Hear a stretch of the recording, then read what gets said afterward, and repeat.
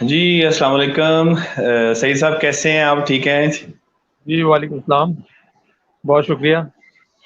سامعین محترم، میں خیال انجم سلیمی کا چینل ہے خیال، میں خیال کی طرف سے آپ سب کو خوش آمدید کہتا ہوں۔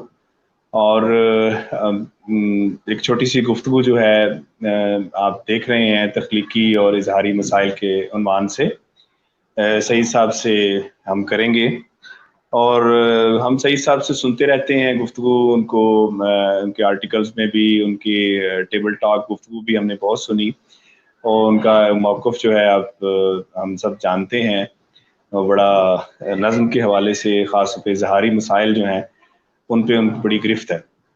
تو ہم نے سوچا کہ چلیں ان سے ایک ٹاک کرتے ہیں، اور خاص طور پر تخلیقی اور اظہاری مسائل جو ہوتے ہیں وہ کس کس طرح کے پیش آ سکتے ہیں، خاص طور پر نظم کے حوالے سے، مطلب شاعری کے حوالے سے۔ تو سعید صاحب کی طرف چلتے ہیں، اور سب سے پہلے تو سعید صاحب کو خوش آمدید۔ بہت اور شکریہ۔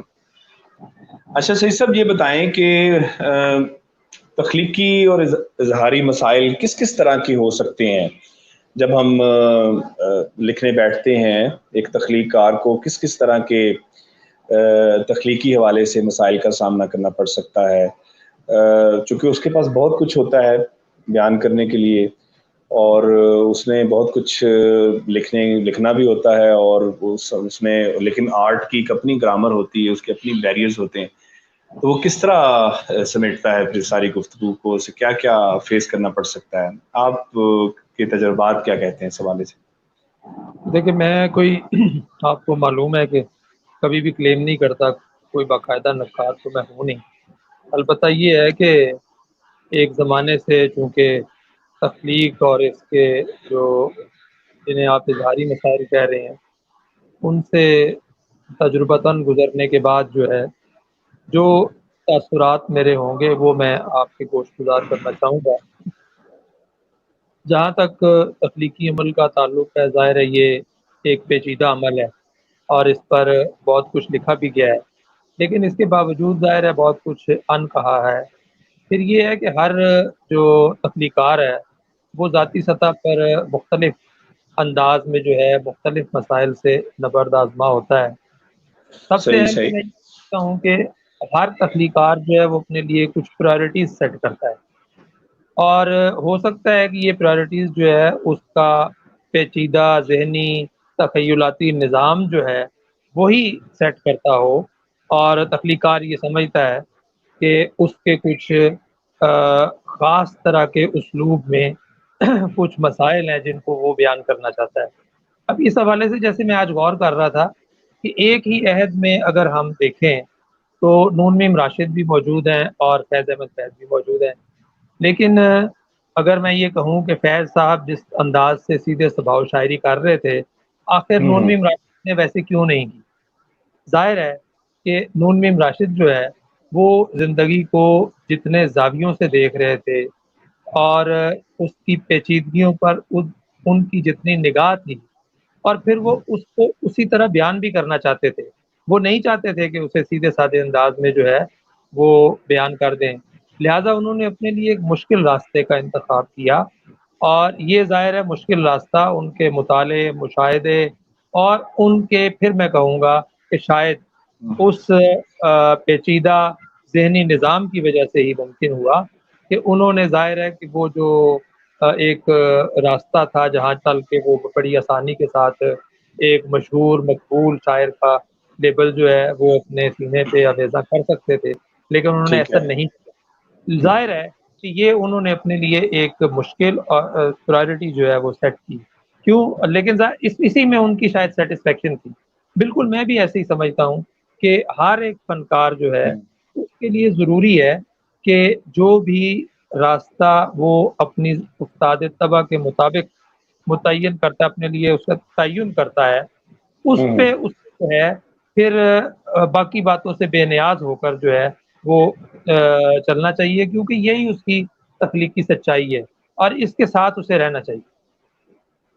نہیں اس تو آپ، جی، اس کا میرا مطلب خیال یہ ہے ہے کہ بات چلتی رہتا ہے۔ ہاں نہیں، میرے کہنے کا مطلب ہے، میں کہنا یہ چاہ رہا تھا کہ آپ یہ کہنا چاہ رہے ہیں کہ جو جتنا براڈر ایکسپیرینس رکھتا ہے، جس کے پاس زیادہ تجربات ہیں یا زیادہ تخلیقی صلاحیت ہے یا زیادہ کچھ کہنا چاہتا ہے، تو اس کا اسلوب بھی پھر پیچیدہ ہو جائے گا اور دیکھیں وہ دونوں زیادہ نے ویسے دوسری پہ زیادہ زور نہیں دیا. میرا خیال ہے کہ بعض اوقات جو ہے تجربہ اور مشاہدہ جو ہے وہ ہم، وہ ہوتا ہے براڈر، لیکن اتنی تخلیقی صلاحیت نہیں ہوتی، جس کی بنا پہ فنکار جو ہے وہ کمپرومائز کرتا ہے.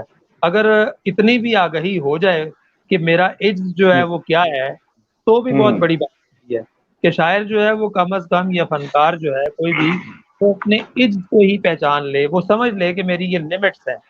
تو ظاہر ہے کہ بڑا تجربہ جو ہے وہ ہو سکتا ہے کہ میں اور آپ بھی اس سے گزریں، اور ممکن ہے کہ اسے بڑے پیمانے پر جو ہے وہ بیان کرنے کی صلاحیت ہمارے اندر نہ ہو، لیکن ظاہر نہیں جب دونوں چیزیں ملتی ہیں تبھی بڑا فن پارہ جو ہے وہ وجود میں آتا ہے. نہیں صحیح صاحب، میں مطلب سمجھنا یہ چاہ رہا تھا کہ پیچیدگی کیوں آتی ہے پھر اسلوب میں؟ مطلب راشد کا اسلوب پیچیدہ ہے اور فیض کا اسلوب جو ہے وہ بڑا پولائٹ ہے اور بڑا اسٹریٹ فارورڈ سا ہے. تو کیا دیکھیں ہم یہ سمجھیں کہ فیض کے پاس وہ ایکسپیرینسز نہیں تھے یا تخلیقی اپج نہیں تھی اس کے پاس، اور راشد کے پاس زیادہ تھی؟ نہیں، ممکن ہے فیض صاحب نے کمپرومائز کیے ہوں، انہوں نے یہ سمجھا ہو کہ اس راستے پر چلنے سے جو ہے میں وہ مقبولیت یا میں فیض نہیں بن سکوں گا، ٹھیک ہے، لہٰذا انہوں نے ٹھیک ہے، کمپرومائز کر دیا ہے. اچھا اب صحیح صحیح.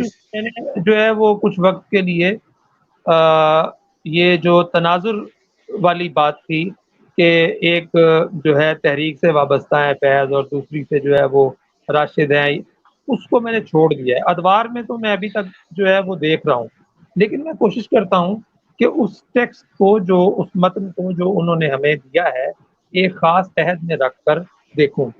اب اگر میں اس حوالے سے ہی دیکھوں تو زمانہ تو اتنا سادہ نہیں رہا تھا، صحیح. کم از کم راشد کے عہد تک اور اپنا فیض احمد فیض کے عہد تک محض یہ کہنا کہ وہ ترقی پسند تحریک سے وابستہ تھے اور اس کی ہوں. ریکوائرمنٹ یہ تھی، میرا خیال ہے ایسے تو کمپرومائز ویسے بھی شاعر کو یا فنکار کو نہیں کرنا چاہیے.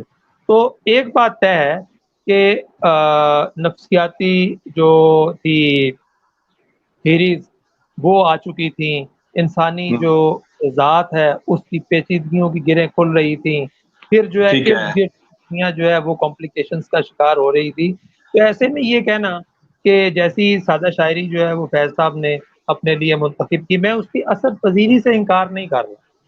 یہ ٹھیک ہے. ٹھیک ہے، ان کے ایریاز، مجھے آپ اس سے ان کے تخلیقی ایریاز جو ہیں ان کو انہوں نے وہ ٹچ نہیں کیے جو راشد جہاں گیا ہے یا جہاں. ظاہر ہے اس پہ انہوں نے ممکن ہو سکتا ہے کہ انہیں اپنی لمٹس کا پتہ ہو، وہ جانتے ہوں. ہوں کہ اگر میں یہاں پر جو ہے وہ قدم رکھوں گا تو میں وہ بھی جی. نہیں رہوں گا جو میں ہوں، ٹھیک ہے. صحیح جیسا صحیح. کہ میں سمجھتا ہوں بعد میں جو نئی نظم کے شعراء تھے انہوں نے شاید ایک تو بہت بڑی چھلانگ لگانے کی کوشش کی جو بہت بری طرح جو ہے وہ ناکام ہوئی. آج ہم انہیں جو ہے وہ ہوں. اسی بات کا کریڈٹ دیتے ہیں کہ انہوں نے ایک کوشش کی، ایک مختلف نظم جو ہے وہ لکھنے کی کوشش کی، چاہے وہ اس میں کامیاب نہیں ہوئے، لیکن ظاہر ہے وہ فیض کی طرح کے کامیاب شاعر تو نہیں ہیں، اور نہ ہی وہ راشد کی طرح کے کامیاب شاعر ہیں جنہیں معلوم تھا کہ وہ جو ٹھیک ہے ہے. کی ٹھیک ہے. باؤنڈریز جو ہے پھیلی ہوئی ہیں، ان کے تجربات، ان کے ہاں. مشاہدات، ان ہاں. کا مطالعہ بہت وسیع ہے، اور وہ اس سب کو اپنی تخلیق میں سمیٹ بھی